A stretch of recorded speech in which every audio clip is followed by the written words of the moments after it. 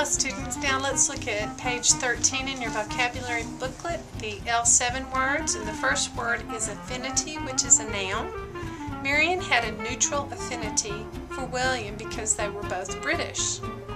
Mutual affinity, okay, was it an uneasiness, a liking, a hatred, or a distrust? And now notice they were both British, so liking is the best choice, which is B. Conciliate, a verb. George wanted to conciliate his previously bad relationship with his boss, so he began to do his job without conflict.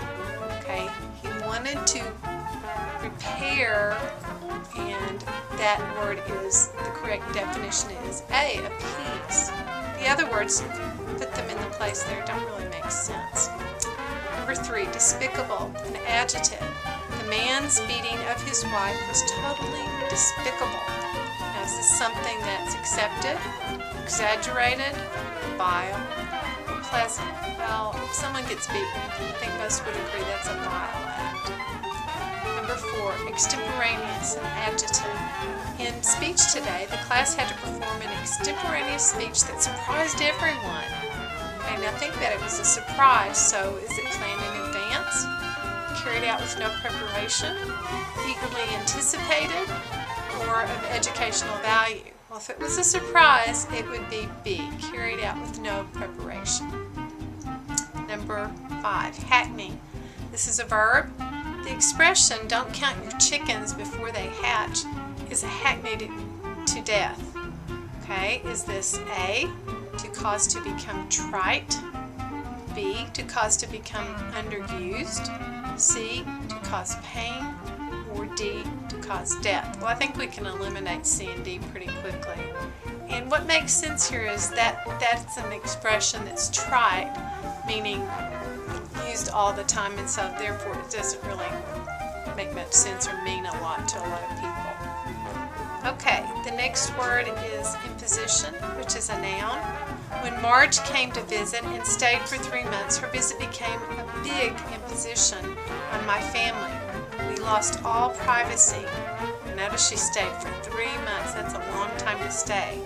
So was that a helpful situation, a welcome situation, an unfair demand on someone, or an example of justice?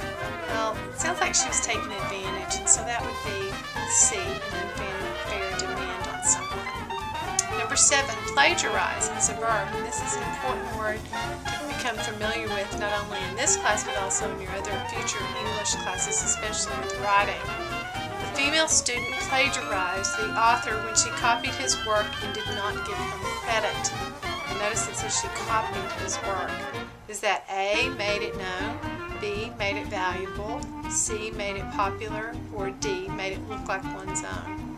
Well, D is the correct choice. She made it look like it was her work instead of his work, and that's plagiarism. The next word, number 8, quiescent, is an adjective.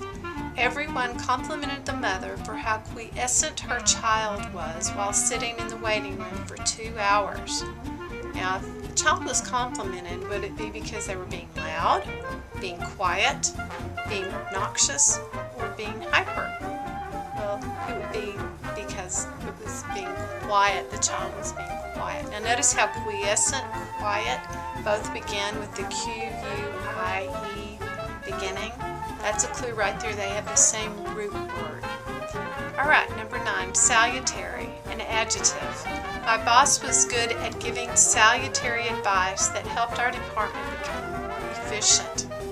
What kind of advice would help a department become more efficient?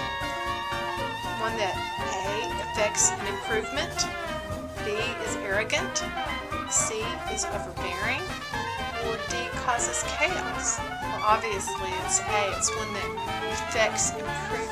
The boss was good at giving advice that would help people in that department improve.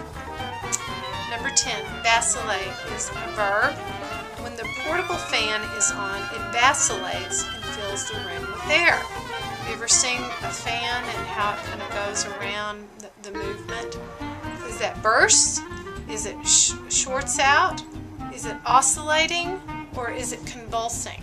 Well, the correct answer is it oscillates. Vacillate, oscillate, you're one of the same, that means to rotate back and forth in a motion.